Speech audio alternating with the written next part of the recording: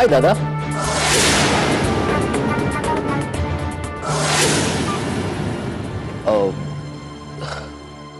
Juice प्यायला तर चालेल ना?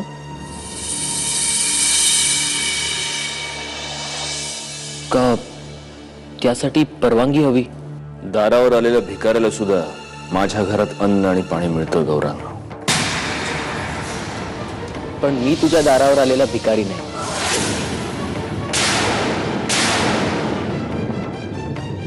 माझा हक्क या घरावर तुझ्या इतकाच. काय काय तुझा हक्क हक्क आहे माझा. माझंही नाव मुधोळकर आहे. हे घर तुझ्या एकट्याचं नाही, माझंही आहे. आणि हे तू नाही नाकारू शकत. गौरांग, खरं कालपर्यंत तुला बोलता येत नव्हतं आणि आज स्वतःच्या मोठ्या भावाशी तू असं बोलायलास?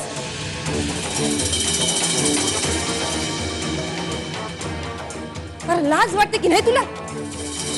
मोठा दादा आहे तुझा त्यो. का स्वतःच्या लहान भावाला आणि त्याच्या बायकोला घरातून बाहेर काढताना कुठे गेली होती ही लाज? गौरांग, तुम्ही सगळे मलाच का बोलताय? माझी काय चूक आहे? अरे माझ्याशी असं वागून दादाने चूक केली आहे. बरोबर आहे गौरांग, चूक माझी आहे. म्हणून मी हे घर सोडून जाणार नाही. आणि जर मला कोणी या घरातनं बाहेर काढायचा प्रयत्न केला तर कोर्ट जवळच आहे इथून.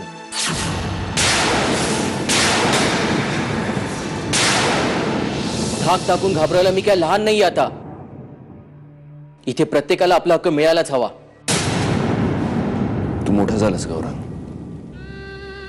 बरोबर आहे तुझं. तू खूप मोठा झालायस आणि माझी चूक ही आहे की मला हे कधी कळलंच नाही.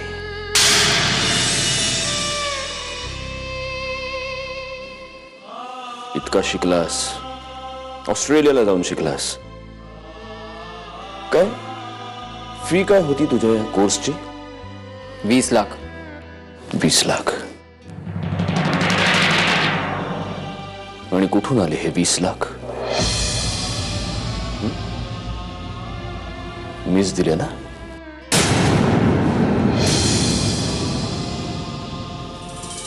एक काम कर, ते 20 लाख रुपये घेऊन ये आणि मग आपण बसून बोलू या घरावर कोणाचा किती हक्क आहे ते. जा. काय? मी कुठून आणणार 20 लाख? मला काय माहिती, तू आता मोठा झालास. हे बघ दादा, तू असं नाही करू शकत. गौरांग, आधी ते 20 लाख घेऊन ये आणि मग आपण बोलूया. चल.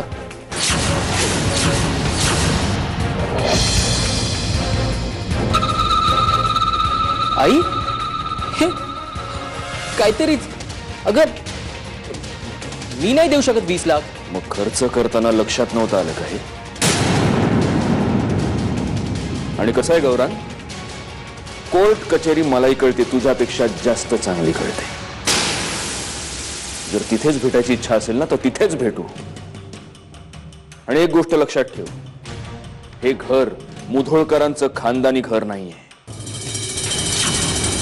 ते सत्यजित मुधोळकरनं स्वतःच्या मेहनतीनं उभं केलेलं घर आहे. चल निघ. आई, तू नेहमी गप्प का बसतेस? माझी बाजू घेऊन कधीच का बोलत नाहीस? का तू याच्या श्रीमंती पुढे लाचार झालीस? बोल ना गौरांग.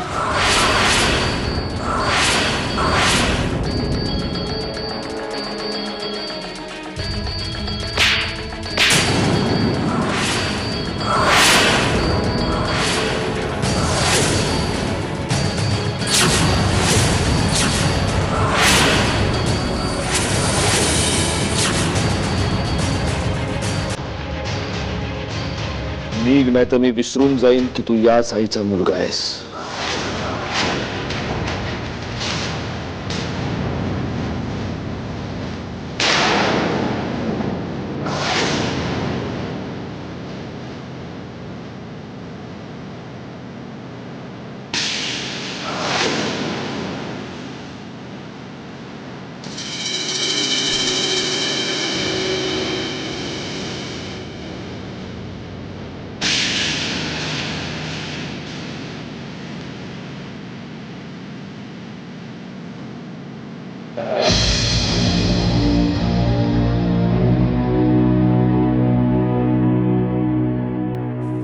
आई आई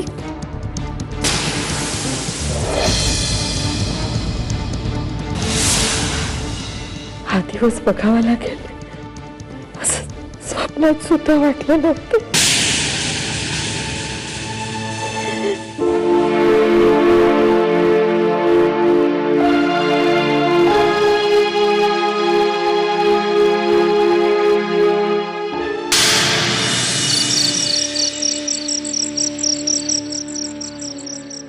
जर मला कोणी या घरातनं बाहेर काढायचा प्रयत्न केला तर कोट जवळच आहे इथून. थाक टाकून घाबरायला मी काय लहान नाहीये आता.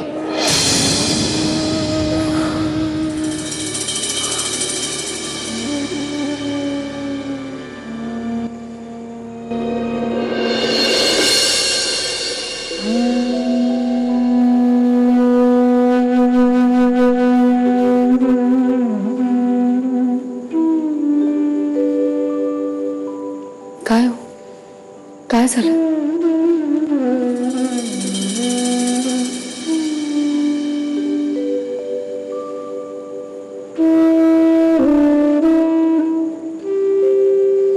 काय झालं? मला सापडत नाहीये. गौरांग माझ्याशी असं का वागला, माझं नेमकं काय चुकलं याचं कारण मला सापडत नाहीये. मंजिरी, आमच्या बापानं कर्ज करून ठेवलं म्हणून मी खूप लहान वयात मोठा झालो. रात्र शाळेत शिकलो, दिवसा काम करायचो, रद्दीतली फाटकी पुस्तक आणून शिकायचो, फाटके कपडे घालायचो. पण याला कॉन्व्हेंट मध्ये शिकवलं मी. त्याला छान कपडे, छान युनिफॉर्म, नवीन दप्तर. का तर गौरांगला त्याच्या कॉन्व्हेंटच्या मित्रांसमोर लाज वाटायला नको म्हणून सगळं छान.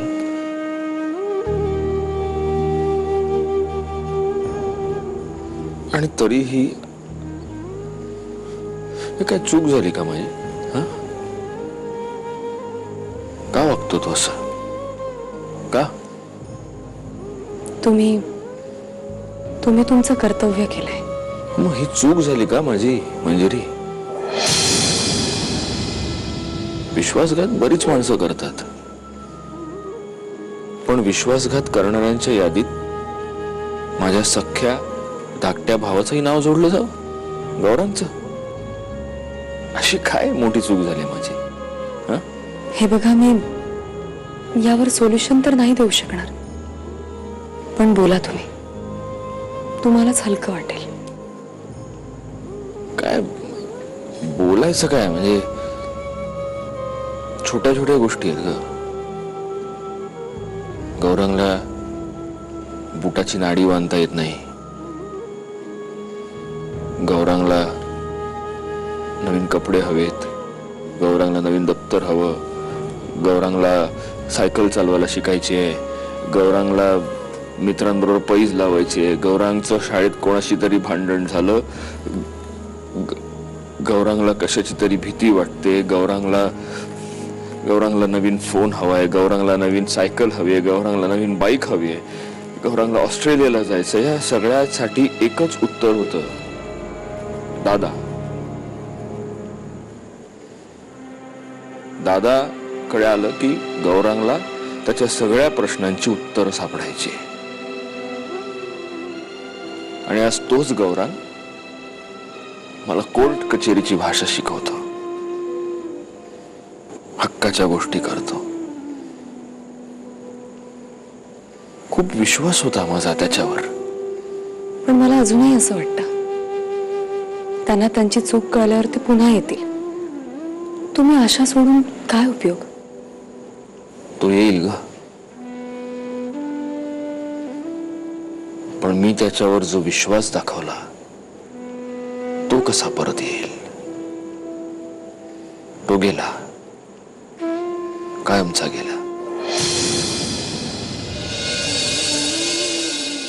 तो आता परत नाही येणार. हे असं म्हणून कसं चालणार आहे? असंच असतं. विश्वास ही गोष्टच अशी असते, एकदा गेली की परत नाही येत. आता कोणाला काय सांगायला जाऊ मी, आणि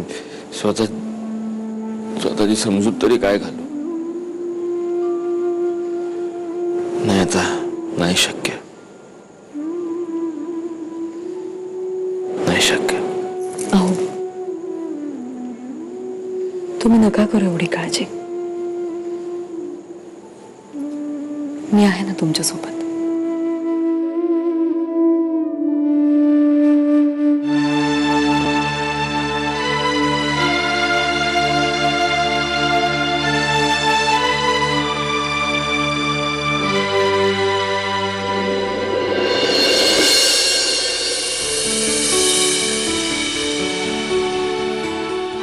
आई, आई काही खाऊन घ्या ना. नको ग, मला इच्छा नाही आहे. नाही, अजिबात चालणार नाही. मावशी, तुला थोडं खावं लागेल हा. नंतर तुला गोळ्या घ्यायच्या. आई, अहो असं न खाल्ल्याने प्रॉब्लेम संपणार आहेत का?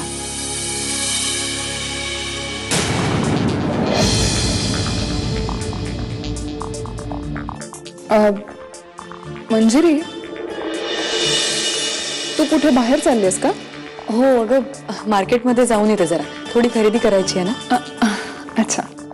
अगं मग प्रियाला घेऊन जा बरोबर. आई नको.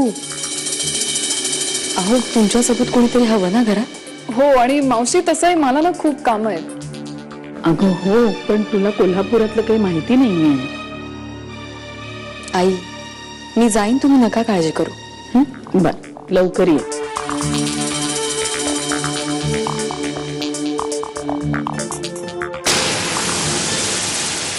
ही बाई इथे तुझ्या बरोबर मजा मारत असताना तिथे तिचा नवरा तिला फोन करत असेल, तिची वाट बघत असेल. हो म्हणजे खरंच खूप प्रेम करतात ते माझ्यावर.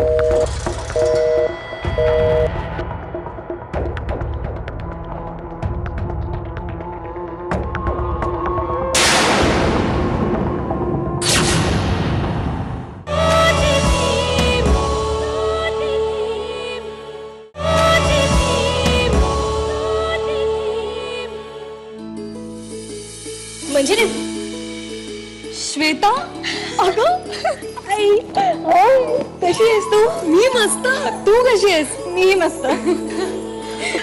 केवढी बदलली आहेस तू. मग लग्न झालंय माझं आता. बरं, तू इथे काय करतेस? आणि ते महत्वाचं नाहीये. मला सांग, तुझी शॉपिंग करून झाली? हो, ऑलमोस्ट झाली आहे. आणि काही कामही नसेल आता? नाही अगं, घरीच चालले होते. का? मग आता तू माझ्या घरी येणार आहेस? तुझ्या घरी? त्यानिमित्ताने घर बघशील ना. नाही श्वेता, ऐक ना, एक काम कर, तू माझ्या घरी चल. मंजिरी, इथून जवळ माझं घर आहे, सो तू माझ्या घरी येतेस, कळतंय तुला? ऐक ना, माझं ऐक. हे बघ, मी आहे ना घरी सांगितलेलं नाहीये, मग ते उगाच काळजी करत बसतील ग म्हणून. मंजिरी, अगं एवढं काय त्यात? म्हणजे एवढा काही फरक पडणार आहे का? अर्धा तास तुला उशीर झाला तर घरी भूकंप होणार आहे का तुझ्या? अगं नाही, तसं नाही, पण काळजी नको करायला ना, त्यांनी उशीर झालाय खूप. मी काही ऐकणार नाहीये तुझं, कळतंय तुला? आत्ता तू यायचंस माझ्या घरी. अगं चल ना श्वेता, ऐक ना. प्लीज चल. मंजिरी, नाही, तुम्ही विश्वास ठेवा गुजरबाई, आम्ही तुम्हाला जमिनीचा योग्य तोच भाव देऊ. फॉर्मॅलिटीज ज्या असतील त्या पूर्ण करू आपण माझ्या ऑफिसवर. हो, मी असेन किंवा विहंग भोसले माझा पार्टनर. या, बाय. या राजे या. कोल्हापुरात येऊन मला 3 दिवस झाले और अब आज आए हमारा गरीब खाना देखने. तेच म्हटलं, 3 दिवस झाले तरी विहंग अजून ऑफिसवर कसा नाही उगवला? ऑफिस? हा, म्हणजे असंही काहीतरी असतं आपल्यात. ओ राईट. म्हटलं ऑफिस तर करायचं, ते आपल्याला कामं सुद्धा करायचे आहेत, पण त्याआधी जरा सेटिंग घराचं.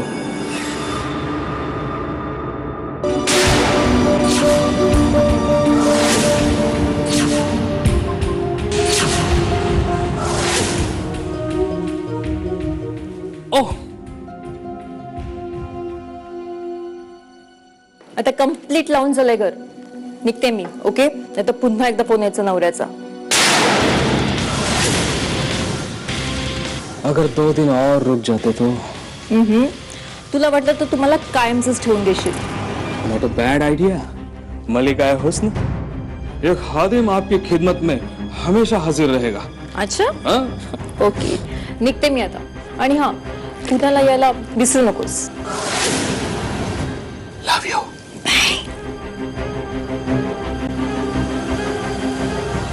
बोला राजे. ओ सॉरी, ओळख करून द्यायची विसरलो. ती मॅरिड आहे. So what. अरे उलट हेच बरं असतं. नो कमिटमेंट, नो जबाबदारी. चिल. तिच्या नवऱ्याचं काय? कमाल सत्यजित. नाही सांग ना, तिच्या नवऱ्याचं काय? ही बाई इथे तुझ्या बरोबर मजा मारत असताना तिथे तुझा नवरा तिला फोन करत असेल, तिची वाट बघत असेल. त्याची काय चूक आहे सगळे?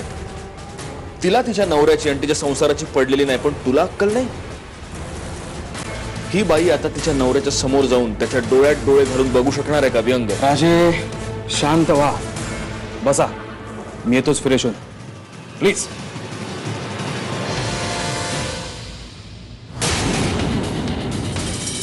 निघते मी आता, नाही तर पुन्हा एकदा फोन यायचा नवऱ्याचा.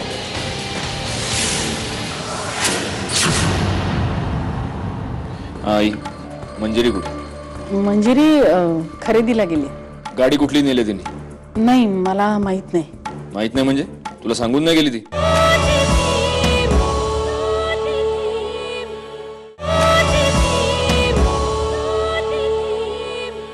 अरे वा, हा कोण?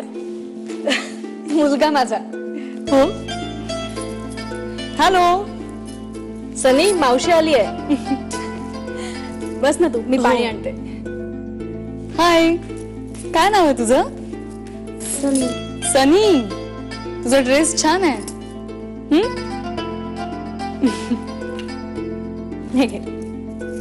थँक्यू. बस ना. हो.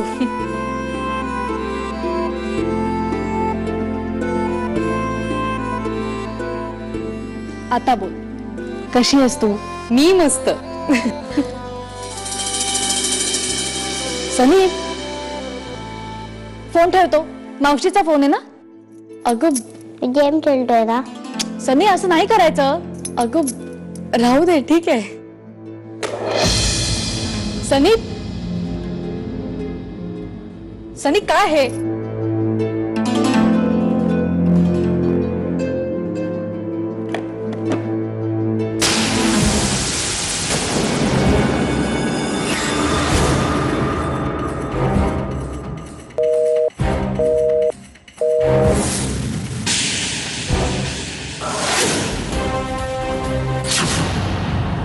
बरं मॅडम, तुम्ही सांगा, कसा चालला तुमचा संसार?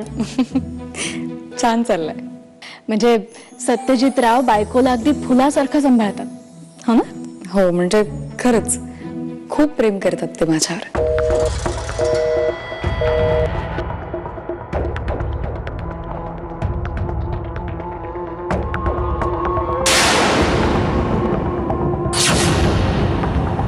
फायनली लग्नानंतर तुम्ही प्रेमात पडलात.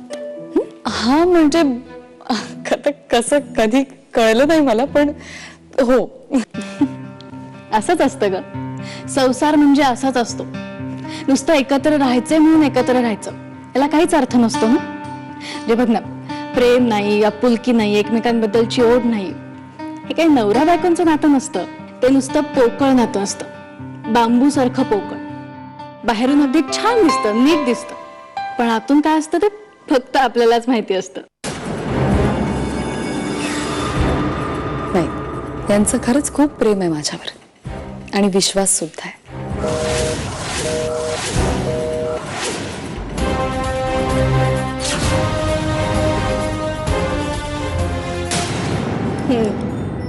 ते दिसतच आहे. अगं, म्हणजे मी एक विचारू तुला. अगं, म्हणजे मला वाटायचं, आणि मला म्हणजे अख्ख्या कॉलेजला असं वाटायचं की तू आणि आशिष, म्हणजे तू त्याच्याशीच लग्न करशील. असं जस्ट वाटायचं ग. काय झालं ग पुढे त्याचं?